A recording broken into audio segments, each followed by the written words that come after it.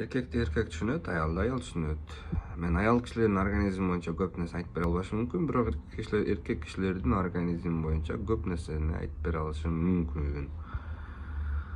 Ошолордун бирөөсү простатит, шамалдоо же болбосо тукумсуздук, ошого окшогон нерселер. Мисалы үчүн буга окшогон импотенция, простатит, буга окшогон белгилердин көбү эмне себептен интернетте көрүп аткан, көз менен көрүп аткан нерселердин көбү зыяндуу болгон себептен, баягындай порнографиялык уяттуу нерселер, видеолор көп болгон себептен, ошо жылаңач кыз келиндерди көп караган, көп көргөн себептен эркек кишинин кумары, шахваты, баардык нерсеси көз менен чыгып кетип, ушул нерселер менен да эркек кишинин импотенция болуусуна организм кыскасы кыйналат, көп зыян тартып калат ушундан да. Анан дагы башка жеп ичкен тамак аштан дагы сөзсүз көз каранды. Натуральный таза нерселерди жеш керек. Бургерге окшогондор, мисалы үчүн эми анча мынча жесе болот, бирок такай көп жеген адамдар бул нерселерди эркек кишинин кубатын өлтүрөт.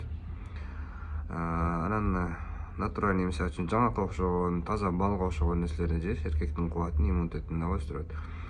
Бул боюнча өзүнчө дагы айтабыз. Кыскасы, эркек киши өлтүрө турган нерселерден бири ошо көз менен көрүү, жаман нерселерди.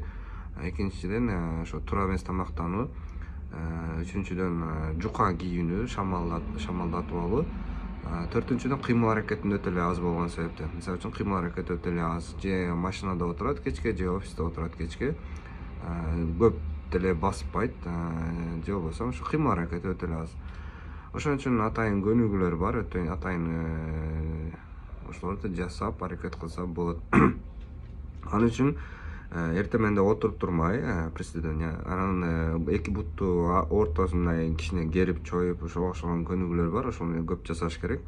Айтор ошого кан жүгүрүш керек, эки буттун ортосуна кан жакшы жүгүрсө, ошол жерлердин иштеши дагы жакшырат. Ошого окшогон нерселер бар. Анан кадимки эле койдун майын же болбосо тиминдин майларын ысытып туруп, койдун майын куйругун бир аз куйругун ысытып туруп, эритип туруп, ошонун ысык боюнча сүйкөш керек.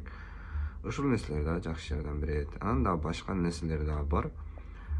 Сила медведь, супертике, эпимейдин масун, кусем деген нерселер. Булар деле чөптөрдөн жасалат. Буларды да колдонуп кубатталса, дарыланса болот. Анын үчүн эң башкысы көбүрөөк кыймыл аракет керек, сөзсүз түрдө спорт керек.